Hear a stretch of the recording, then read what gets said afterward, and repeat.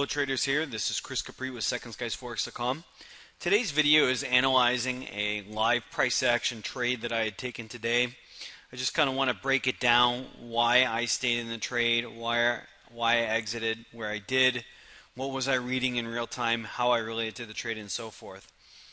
Now, to begin with here, this chart here, you can see it's kind of a little bit choppy, but we have some slightly dominant red candles here. We have a nice pin bar signal here. We have a little bit of base of, after this dominant selling here, we have 3 rejections all at this 32.20 level here. Bounces up to 32.60 with a pin bar, and then sells off with a very aggressive bullish bar here, or bearish bar here at A prime. Now, 2 things I like to note about this bear bar here. 1, it's quite large, so there's pretty strong selling in it. 2, it had a rejection on the bottom. Now, the rejection on the bottom communicates to me that there is some buying support there at 32. If the bears were truly in control, then we would see continued selling after that, considering how large it was. And considering how large it was, and then we did not see continued selling after that, one has to beg the question, well, why was there not follow-up selling with that? So the fact that it was rejected here, and then we had 2 inside bars after that, told me that these bulls here were strong enough to halt this very strong momentum from this bar right here. And the fact that they bought up with a very large bar with no wick on the bottom and almost no wick on the top told me that the bulls here were actually quite strong indeed from an intraday perspective. Follow that up, we have some kind of gentle selling back into the same level here, this same kind of area here that we had found basing at 1. So to me, if this thing doesn't break down to the downside, then I'm going to be looking to get long on this here. And after this candle here kind of broke above this here, suggesting that there was some buying here, I got in on the open of the candle. Now, why did I place my stop? Here's where I placed my stop. So I got in at 32.29, and my stop was at 32.10. So it's a 19-cent stop on silver. Why was my stop here?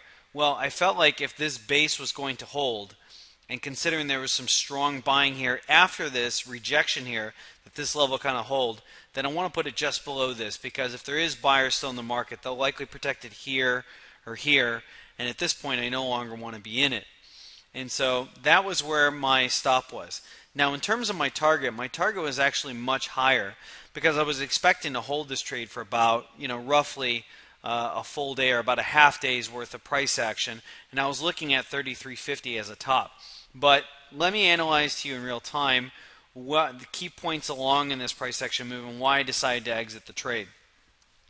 So I entered in on the open of A, and the bar opened with a very strong bar after these 2 bars here, suggested continuing follow-up buying.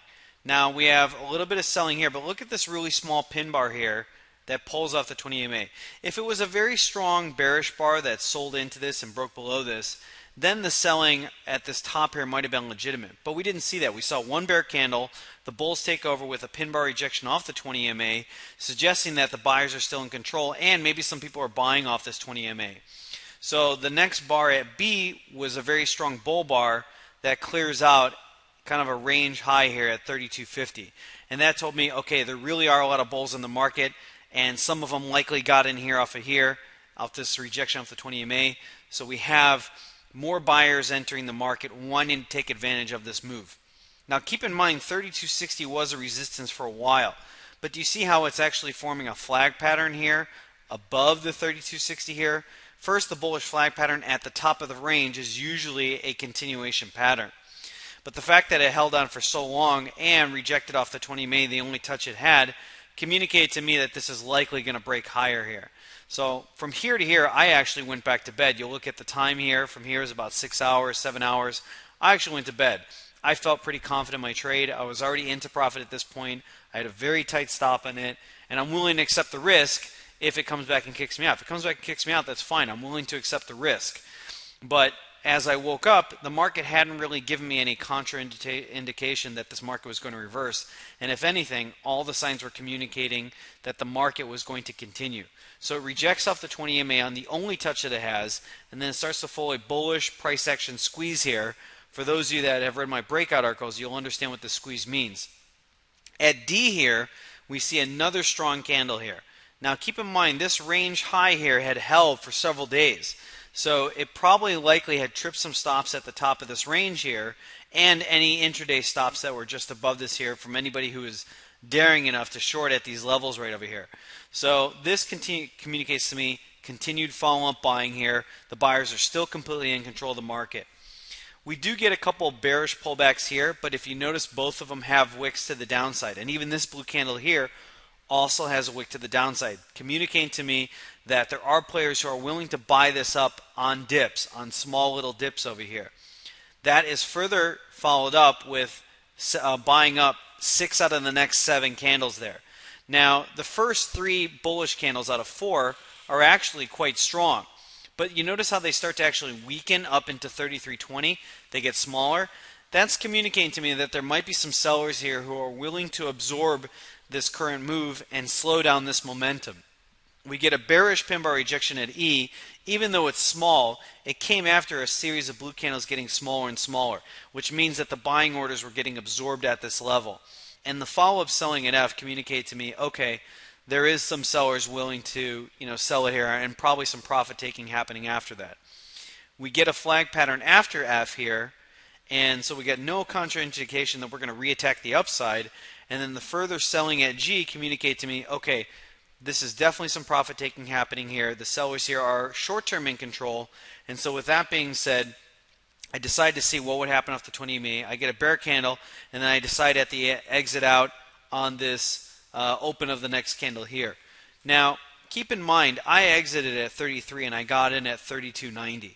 The top for the day was 33.20. So you're talking that I was about 20 cents off the entire high, and we're talking a 90-cent move. So that means I got 70 out of 90 cents on this. Now, if you do the little math there, that is 77% of the entire move. And that's generally what you're looking for when you're trading. You want to be looking for about anywhere from 30 to 50% of the move if you catch it a little bit late, but if you catch it early, then you want to be catching about 60 to 80% of the move. You never want to try and catch the whole 100% of the move. It's very, very difficult to do that, and the bottom line is you usually want to wait for a contraindication of a top, because one-time tops are very rare. Usually they form a second, lower high or a second indication that they're selling off. Until you get that, you want to stay in the position and squeeze out as much profit of this as you can. You're in control of the market. You're well into profit. The market went into profit from the very beginning. Why would you try and exit early? You want to get as much profit out of this as possible until you have a good, strong indication that this move is going to end, for at least right now. So this is where I exited on the trade here. And so this is my entry. Pretty much went bullish right from the beginning, never went in the negative, and that's how the trade played out. These setups happen all the time. In fact, this pattern here and my entry and everything like that is something I teach in my price action course. It's a psychological reversal pattern that we look for on an intraday basis, and these patterns happen all the time. You don't have to wait for hours on end or days on end to catch a 2-to-1, 3-to-1, 4-to-1, or 5-to-1 setup. These setups happen all the time. You're talking I got in at 32.29 with a 19-cent stop and a 70-cent play. That is what? Almost a 4-to-1 play there. These setups happen all the time. My students catch these all the times. And if you train right and you learn to see these patterns, you can spot these patterns every single day and spot these setups every single day and catch these 2, 3, 4, 5-to-1 reward setups. There's no reason why you should be waiting for 4, 5, 6, 7 days all for a 2 to 3 reward play. Why? It's wasting time. You're wasting time. Your capital's invested in the market. There's no point in it. There's plenty of setups like this on a daily basis. So with that being said, I hope you found this lesson very useful. I hope you found it valuable about how I trade price action, both on an intraday and on a daily swing basis, 4-hour and daily charts as well. I trade any time frame from the 5-minute up to the dailies, and this is something that's taught and you can learn as well. But these are simple price action setups that you can learn to spot, and these are simple techniques that you can use to say, hey, do I want to stay in this trade? Where do I want to be looking for my exit? Where do I see continuation signals, and where do I see it's time for me to start looking to get out of this play here? So these are all things you can learn to read very easily in real time, but I hope you found this useful, and I look forward to your comments on it. Good luck trading, everyone.